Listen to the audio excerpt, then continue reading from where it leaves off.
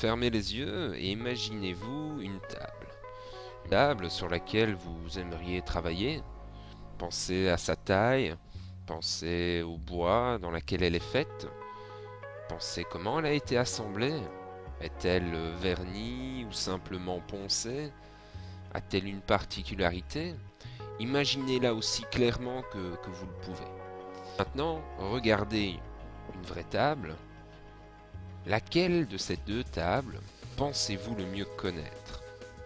De quoi êtes-vous le plus sûr? De ce que votre esprit vous suggère ou des objets que vos sens perçoivent? De l'esprit ou de la matière, qu'est-ce qui est le plus vrai? Ce genre de questions sont au cœur même de nombreuses philosophies, et la plupart des gens choisiraient de répondre que la matière et les objets nous offrent bien plus de certitude que l'esprit et les idées. Nous avons tendance à prendre les objets pour critères même de réalité, contrairement à Platon, qui appelait les idées la vérité vraie. Dans l'entier, les productions de l'esprit étaient considérées bien plus comme des réalités éternelles et fiables, contrairement à la surface extérieure et transitoire du monde d'en dehors. Selon moi, il ne s'agissait pas d'un choix conscient. On n'avait pas nécessairement soupesé différents arguments philosophiques pour finalement choisir un monde où l'esprit précède la matière. On le comprenait et le ressentait de cette façon, tout simplement. Car pour l'homme de l'Antiquité, c'était le contraire. Les gens étaient moins en prise avec les objets physiques, car ils n'étaient pas aussi définis qu'ils le sont pour nous. Si on regarde par exemple l'image d'un arbre peinte sur les murs d'un temple ancien, on s'aperçoit que l'artiste n'a pas vraiment analysé la manière dont les branches se rattachent au tronc. En ce temps-là, personne ne regardait les objets avec la même attention que nous. Quand on se trouve sur un site touristique antique, les guides sur place ont souvent l'habitude de dire ce genre d'idiotie. Regardez ce bas-relief de femmes lavant leur linge dans la rivière et d'hommes semant dans les champs. Vous pouvez voir exactement la même scène aujourd'hui à 2 pas d'ici. Or, il existe 2 types d'histoires. L'une d'entre elles étant l'approche plus contemporaine, communément admise, dirons-nous, qui suppose que l'homme en substance n'a pas vraiment changé. L'histoire que nous racontons ici est assez différente car la conscience change selon les époques, de génération en génération. Notez ici l'imprécision, la négligence presque avec laquelle sont représentés ces arbres sur une tombe de la 8e dynastie. Les artistes ayant peint ces murs étaient sûrement moins intéressés par ces objets physiques que par les dieux peints à quelques mètres dans le sanctuaire du temple. Ce qui monopolisait leur attention et qui regorge réellement de détails sont les objets émanant de l'esprit. Ces images-là sont très nombreuses et souvent précises. Ce que cela signifie, c'est que contrairement à ce que pourrait dire notre guide, la différence entre les femmes lavant leur linge il y a 4000 ou 5000 ans et des femmes lavant leur linge aujourd'hui est sûrement plus importante qu'il n'y paraît. Du point de vue de la science moderne, cette manière de voir les choses est totalement illusoire. Mais on va découvrir que beaucoup de faits témoignent de l'adhésion de beaucoup de grands personnages de l'histoire à cette conscience ancienne. Nous verrons comment eux-mêmes racontent que cela leur a permis de voir le monde tel qu'il était réellement et de comprendre comment il fonctionnait. Il est indéniable que par bien des aspects, leur discernement était bien plus pertinent que le nôtre. Ils ont rapporté dans le monde réel des visions qui ont changé le cours de l'histoire, des idées qui n'ont pas simplement inspiré les œuvres d'art et de littérature des plus grands génies, mais qui ont également permis les plus grandes découvertes. Essayons de nous glisser dans leur esprit et imaginons-nous ce qu'il peut se passer dans ce cas-là.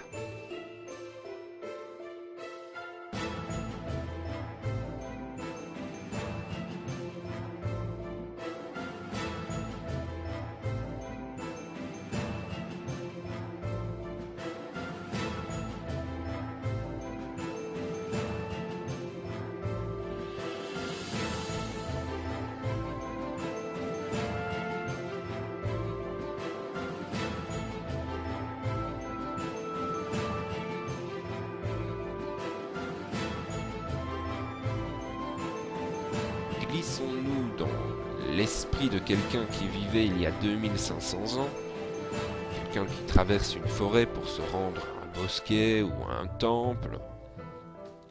Pour cette personne, la forêt et tout ce qu'elle contient sont vivants. Le tout l'observe. Des esprits invisibles murmurent dans les branches des arbres. La brise caresse sa joue. C'est pour lui un geste divin. L'éclair, l'expression de la volonté cosmique qui pourrait l'inciter à accélérer le pas ou à aller se mettre à l'abri, dans une grotte par exemple. À cette époque, quand les hommes pénétraient dans une grotte, ils avaient d'ailleurs l'étrange sensation d'être dans leur propre crâne, coupés du monde et réfugiés dans leur propre espace mental. Quand ils montaient en haut d'une colline, ils sentaient leur conscience s'envoler dans toutes les directions et embrasser l'horizon jusqu'au bord de l'univers dans une communion parfaite, et la nuit, le ciel était pour eux l'esprit du cosmos. L'homme qui traversait la forêt en longeant un sentier avait l'impression aiguë de suivre sa destinée. Parmi nos contemporains, certains se demandent sûrement « Mais comment diable me suis-je retrouvé dans cette petite vie qui a l'air si éloignée de ce que je suis réellement ?» Une pensée de ce genre était sûrement inconcevable pour un homme vivant à cette époque, car chacun était conscient de la place qu'il occupait dans le cosmos. Tout ce qui arrivait à cet homme, même la vue de grains de poussière dans un rayon de soleil, le bourdonnement d'une abeille, le vol d'un moineau, ça devait arriver. Tout lui parlait. Tout était soit une punition, soit une récompense, un avertissement ou une prémonition. S'il voyait un hibou, ce n'était pas simplement la représentation d'Athéna, c'était la déesse elle-même qu'il voyait. Une partie d'Athéna, peut-être son doigt le mettant en garde, s'invitait dans le monde physique et par là même dans la conscience de notre homme.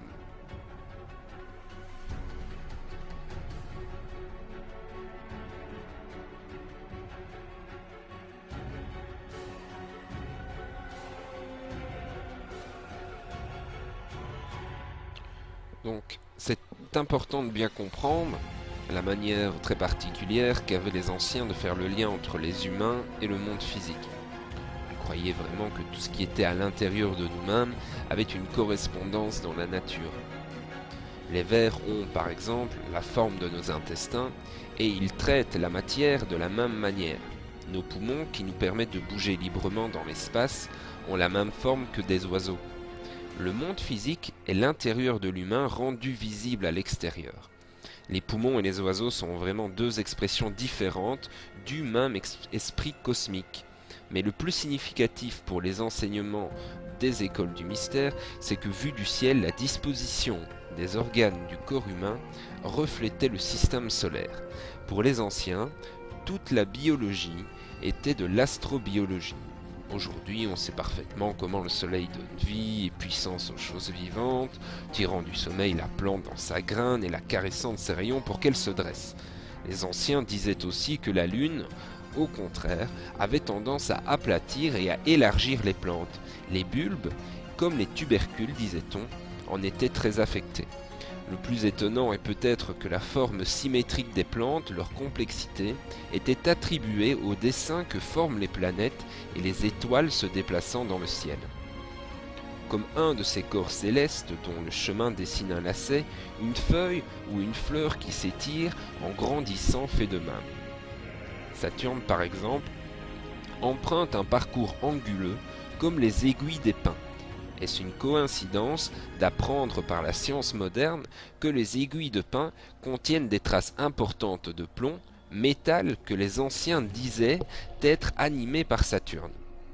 Dans cette vision ancienne, le corps humain était également affecté par les motifs que dessinent dans le ciel les étoiles et les planètes. Leurs mouvements étaient inscrits dans les côtes et dans le lémiscate, en forme de 8 si vous préférez, dans les nerfs centripètes. La science a inventé le mot biorhythme pour décrire la manière dont la relation entre la Terre, le Soleil et la Lune, marquée par les séquences des saisons, du jour et de la nuit, est biochimiquement gravée dans les fonctions de chaque être vivant, comme dans les cycles du sommeil. Mais au-delà de ces rythmes assez évidents, les anciens en reconnaissaient d'autres plus complexes mathématiquement, en relation avec des événements bien plus lointains dans le cosmos qui sont inscrits dans la vie humaine.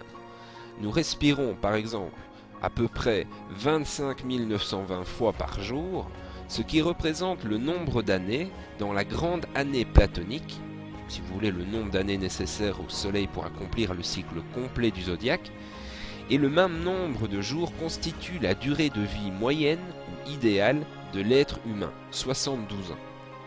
Cette affinité n'était pas que physique, elle s'étendait à la conscience même.